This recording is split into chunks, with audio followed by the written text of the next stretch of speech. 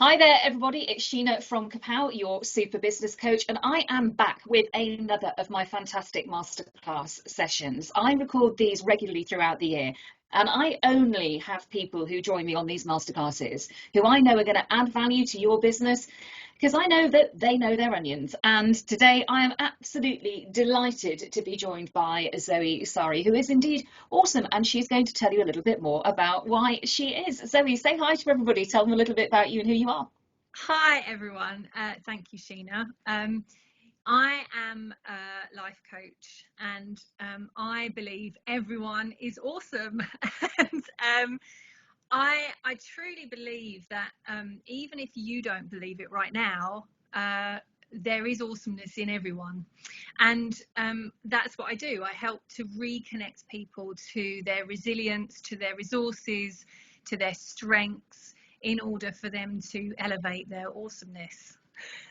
It's fantastic, isn't it? Just the words make you think, oh, yay! I want to be awesome too, which is fantastic. And we're going to just today have a little conversation about basically the power of connection, aren't we? We'll get talking in a minute about how connecting with who you are will help you connect with other clients. So I know what you're hoping that people are going to take away from today. So I think it's probably best if we just really get started. So I'm going to hand over to you, Zoe. Come and talk to us about how connecting with who we are will help us connect with our clients. The floor's yours. Okay, so the first point I think to make is that I think a lot of people really forget to reflect on who they are and what it is that they want. And reflection is a really big part of what I do. I help other people reflect on their successes and their strengths and all of those kinds of things. And also I use reflection in my own practice so that I'm constantly checking in with myself to make sure that I'm okay and to make sure that I'm doing the best for my clients. And so I think it's really important in the first instance is, one of the takeaways I want people to have from this session is to understand that learning what makes you tick gives you an insight into what your clients really want. Because until you know who you are and what it is that drives you and the things that you're passionate about, it's going to be very difficult to then connect to the people that you want to work with. And I think that's key as well, is the idea of working with people that you want to work with. So if you have an understanding of who you are, then you're much more likely to attract those types of clients. And I know this is something you and I have talked about before, Sheena, in regards to, having that ability to attract the right type of people into your business. Because we never stop learning about who we are. We have motivations and inspirations and energies around us, and sometimes we forget to take from those, and sometimes we forget to reflect on those, and I think that's really important. And authenticity is key as well. I think you can't be authentic until you start to reflect on what it is you want and who you are and where you want your business to move to. Would you agree with that, Sheena? I think. Yeah, I'm nodding frantically on this side because I think what's so interesting is how, what you do is helping people as a life coach understand who they are and get to the root of who is Sheena Wyatt and how does she tick.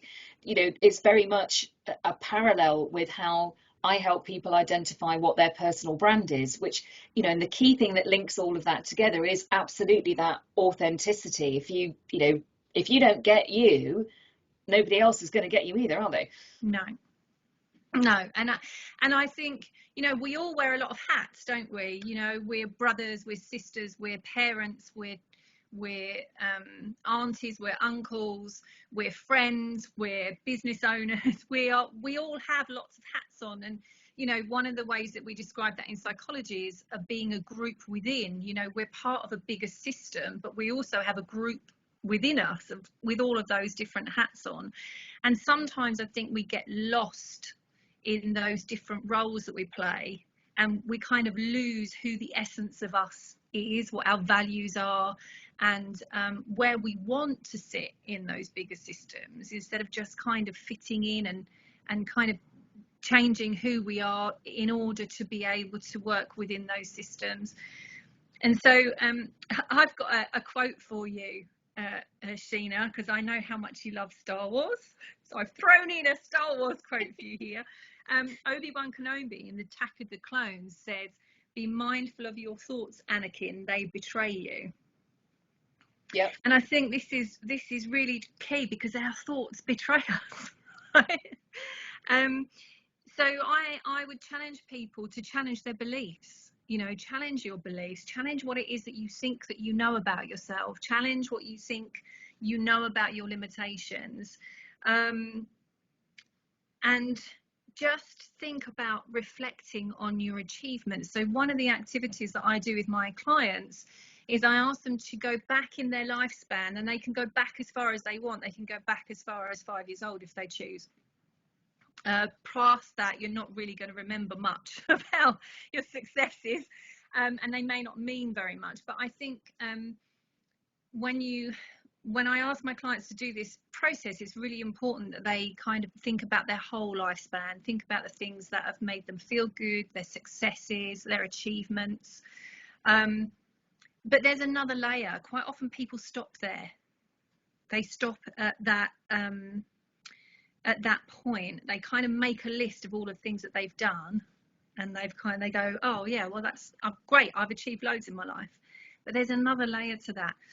And the next layer is to then think about what strengths are a theme running through those achievements. So for me personally, for example, when I was primary school age, I used to do poetry recital. So I used to learn a poem, and I used to go to the local music festivals, and I used to stand on stage and I used to recite these poems. So there's some of the strengths that you might consider there would be determination to learn, a love of learning, because there's always learning new things, and the strength of bravery, because it took quite a lot for a small child to stand up on stage and be judged in what I was doing. And then, for example, when I was 25, I flew to America, never having been there before, completely on my own, going to a place I'd never been. And again, bravery is something that people sort of talked around as a strength within that process. So rather than just making a list of strengths, go a little bit deeper, and making a list of successes rather, go a little bit deeper and think about what strengths you have that have underlined those successes that you've used, and then think about ways that you're using those strengths in your everyday life now. And there is something called the 24 character strengths, and if people want to know more about that, they can contact me, and I'll happily talk for days about these things, because I'm passionate about it. But yeah, there's 24 character strengths which have been developed through research, and it's worldwide research as well. So it's not just Western culture, it's sort of a mixture of cultures that they found that these 25 character strengths are pretty much within the human race, if you like, regardless of where you live in the world. So I think that's really important, you know, to reflect on yourself, to challenge your beliefs about who you are and your limitations, and then think about your successes and what strengths you're using in order to find those achievements and to move forward, obviously, in your business. And that way, when you start to really think about how you tick, what strengths you're using, thinking about resources that you have, internal resources, and the level of resilience that you've used to get through previous challenges, then you can really think about, oh, okay, so maybe I want to work with these kinds of people. And if you start to think about that, you start to attract those kinds of people. And I'm sure you've found that as well, Sheena, over a period of time in your own business, where you've kind of gone, oh yeah, actually, this is who I am, this is who I want to be, these are the kinds of people I want to attract. Absolutely. And I think that, you know, one of the things, you know, also obviously as a coach, but a business coach, is trying to get people away from that fixed idea of a customer avatar, because, you know, it has its value, but it's very restricting. And, you know, if somebody was to come to me and say, let's work out your customer avatar, I wouldn't have half the clients that I do, because, you know, it's actually just, I couldn't agree with you more. It's just thinking, when you start to look at who you are, and you're also ready and acceptant that that is not always going to stay in the same box, Yeah. then, you know, all of a sudden you can have a light bulb moment. And I know I did, you know, 9 or 10 years ago now, when I realized I was trying to sell something I just didn't love anymore. Believing, yeah. And as soon as I had that recognition, it was literally a game changer, because it made me do exactly what you're thinking is, hang on a minute, let me reflect about who I am now. I'm not the person now that I was when I started selling this product. I've moved on and I'm dragging this with me, you know, and I don't want it. And once I released all of that and embraced one of your great takeaways, which is the whole being authentic and thinking, well, this just isn't me anymore, everything started to slot into place. Yeah, and I think it's really important to know that this is your current reality. Like, realities shift and move with times and environments and everything else. Your current reality may only last for the moment that you're in. Then you move on to your next current reality. And that's, I think, a great point, Sheena. You know, 10 years ago, I would hazard a guess that none of us were the same person as we are now, because there's so much learning and so much change, and especially through the whole COVID situation. We've learned a lot about ourselves. We've learned a lot about what we want and what we're capable of. I think a lot of us have had that, given ourselves that time to reflect. But I think for others, it's kind of given us a disconnect. So I think that's really important to acknowledge as well. You know, there have been some real positives that have come out of the COVID situation, but there also is this idea that pre-COVID, we were this person. Post-COVID, who am I now? Because I don't feel the same now as I did then. And so that there is this sort of this disconnect between that reality and the current reality that I'm in now. So I think it's really important to acknowledge that we have a current reality, but it's not always going to be this way. And reflecting and thinking about the way that we're using our strengths and resources and how resilient we are can help us to navigate those changes and navigate those different realities as they spring up. So the next point that I wanted to come to is about inspiration, motivation, and learning being sort of key to developing brand, because we are our brand, right? You're your brand, I'm my brand. Working out what motivates and inspires you is a way to develop your own brand. And certainly for me, brand development has been a massive challenge. I'm not a businesswoman. I mean, I am a businesswoman, but in my head, I'm a coach, right? Yeah.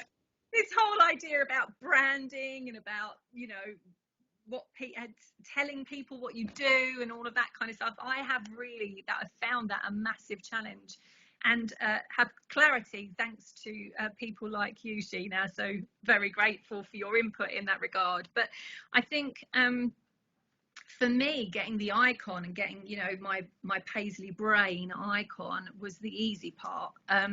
The idea of finding something that really spoke to what I do and how I do it was challenging, and it's taken me about 2 years to get from, you know, that original sort of Paisley brain branding to the slogan, which now is that, you know, if people say to me, what do you do?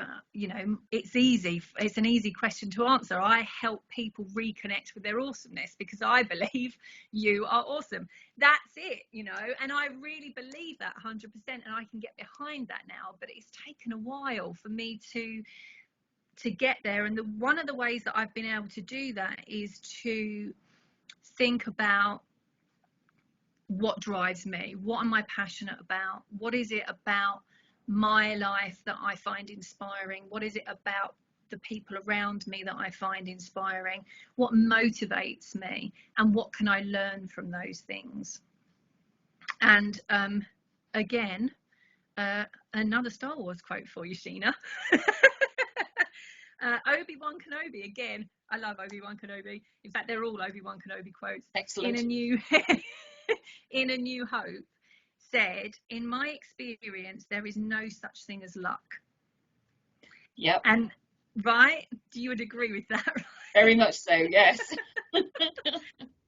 And there is no luck here. It takes work to develop your brand. You know, it takes time and energy and reflection, and to think about what inspires you and how you want to inspire others. And I think that's the key, really, you know. But I think it's really difficult to understand how you can inspire others until you understand what inspiration is coming to you and what motivates you, what really motivates you in your business, what really drives you forward.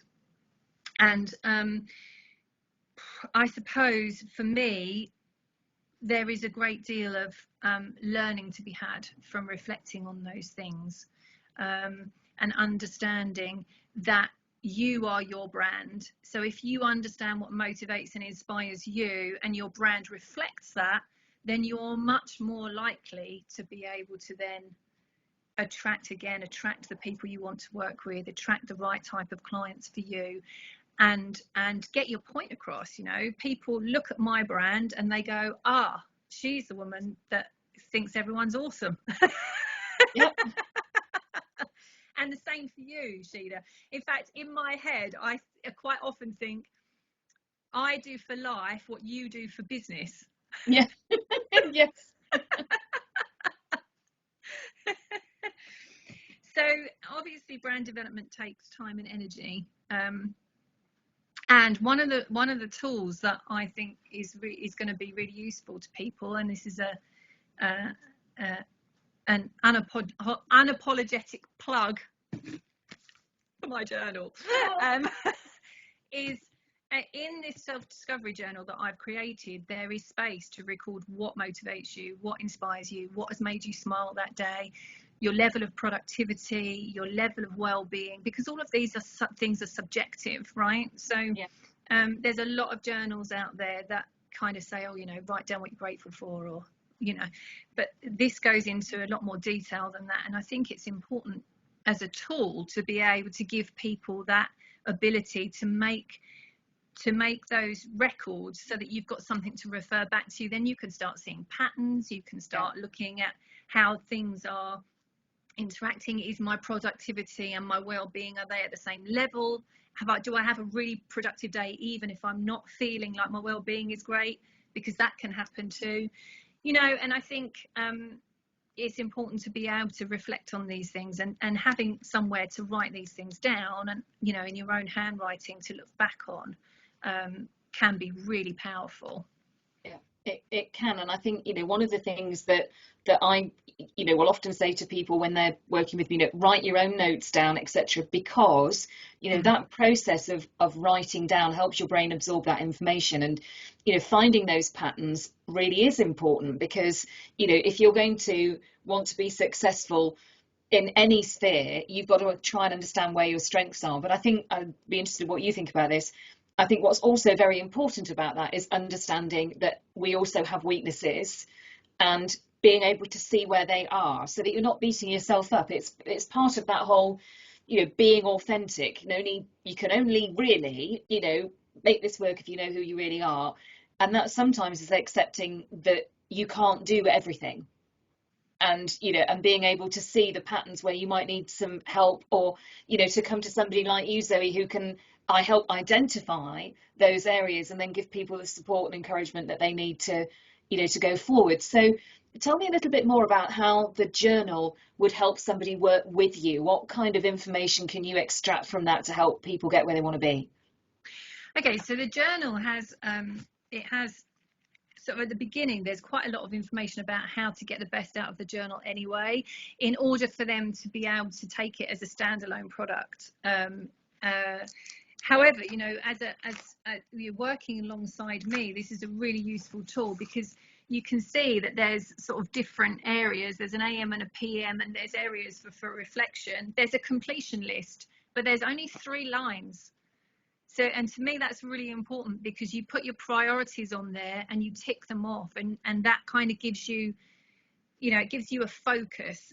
The other thing about this journal is it gives you a space to write a quote. So there is a list of quotes at the beginning of the journal, but there's no reason why people should stick to those if they have specific quotes that they want to use for themselves. And this is the little box of inspiration. You know, you can write down that quote, and then you can write down what has inspired you that day. And the quote can also be used to keep you focused throughout the day. So if you've got a specific quote in mind, let's say, I can't think of one off the top of my head, but let's go with one of the ones I've used today.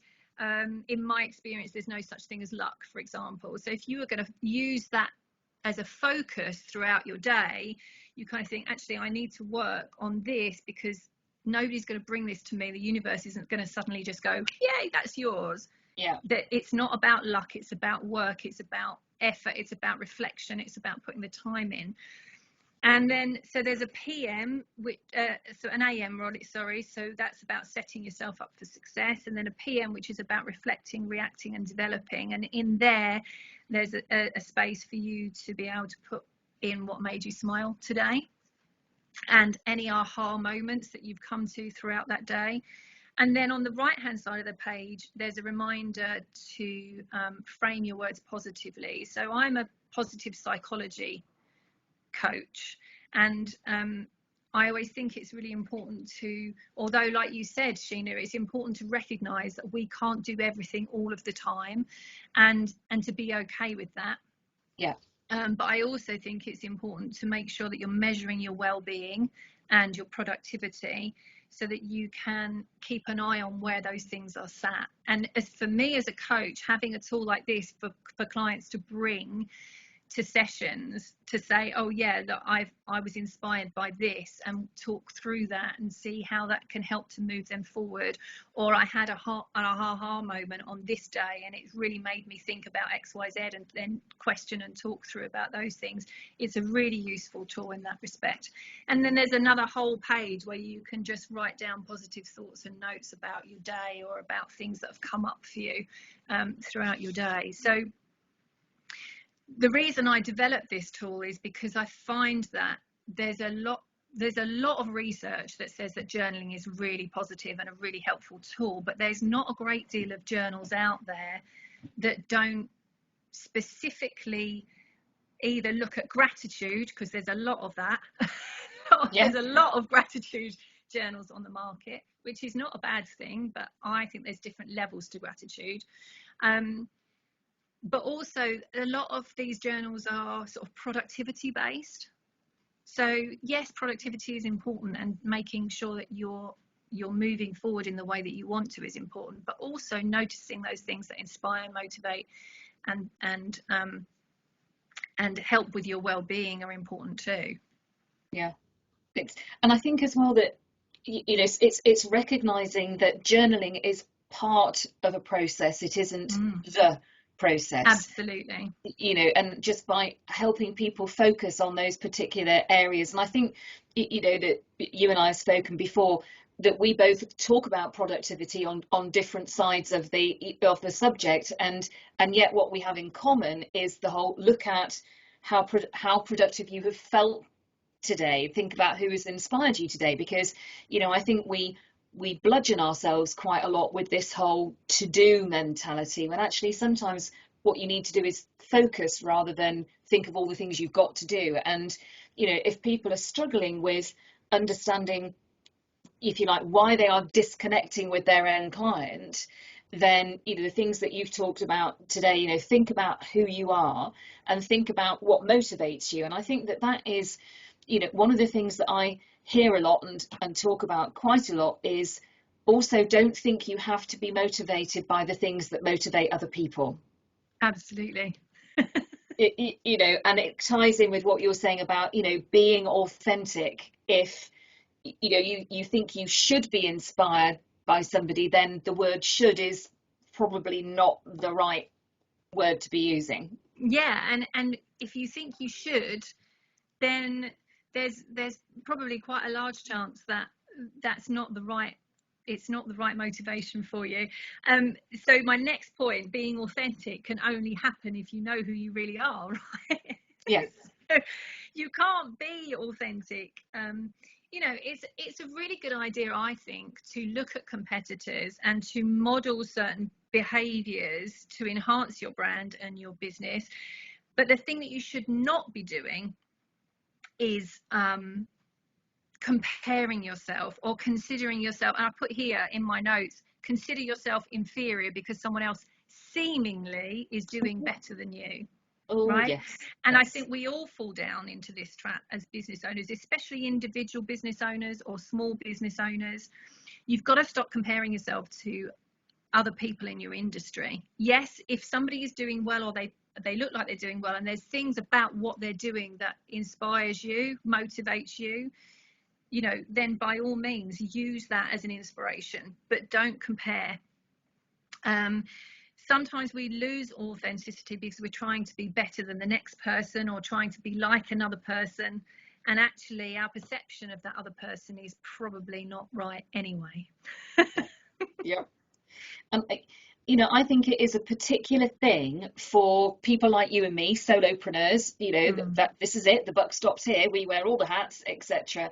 That, you know, because social media is such a big part of how we communicate with not just our personal community, but our business community. You know, one of the things I talk about sometimes is, you know, you're killing your personal brand and you don't realize it. And one of the things I'll talk about is you're trying to be perfect, and perfect is boring, because, you know, you'll know what I mean. And you're quite right. We all have those days when we struggle to remember who our authentic self is, because you're looking at everybody else's life being, quite frankly, fucking perfect. And, you know, and you're just thinking, what's the point? You know, that it's, you know, and that I think is such an interesting part of remembering who you are. And I'd be interested in your thought. You know, I quite often turn people back towards, think about why you're doing. It ties back in with the what's motivating you, what genuinely motivates you. But being authentic is just so important to this process. Yeah. So my final Star Wars quote, Obi-Wan Kenobi, Return of the Jedi. Many of the truths that we cling to depend greatly on our point of view. Yes, he's a wise man, isn't he? He's a very wise man. So my point of view is that you're awesome, right? But imposter phenomenon is real, and so is the feeling of not being good enough. But the problem is, if you're continuously comparing yourself to other people, that feeling isn't going to go away. You have to be authentically you, and that also means being vulnerable, and that's challenging, right? It's really challenging to be vulnerable. It's uncomfortable. One of the things that we talk about in psychology is projection, and one example of that, and I'm just going to read from my notes here. I don't like myself, and so imagine others don't like me.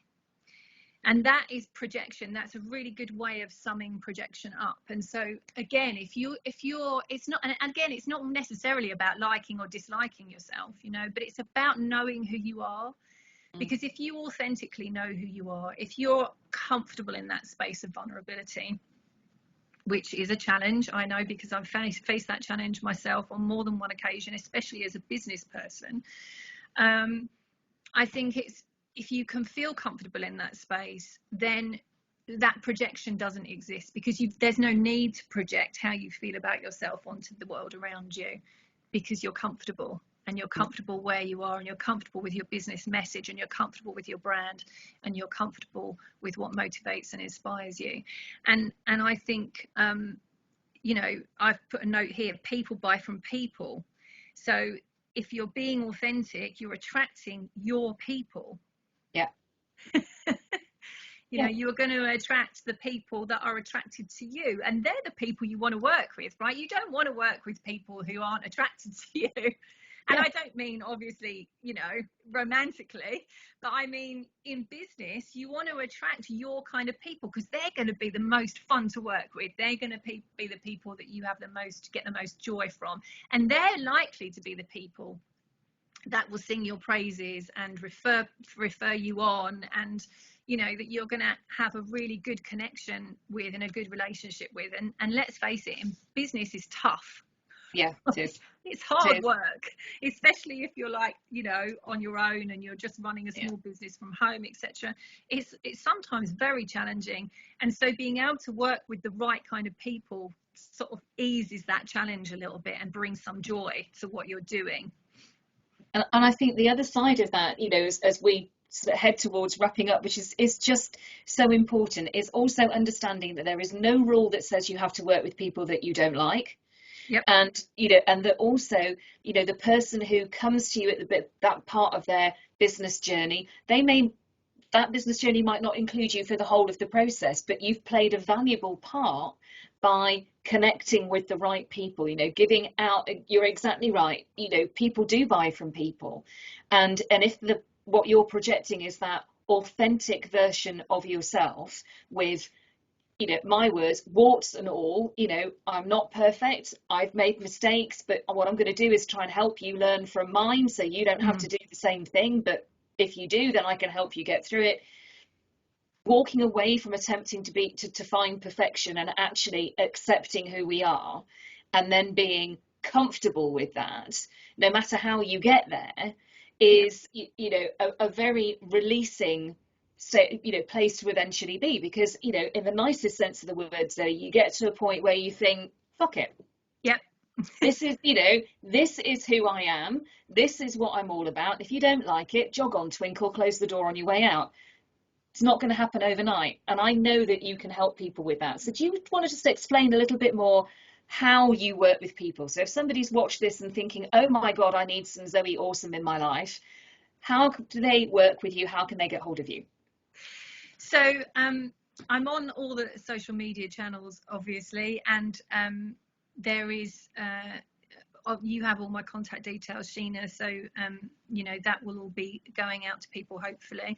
But I think people ask me what my coaching program content is. You know, what's the content of your coaching program?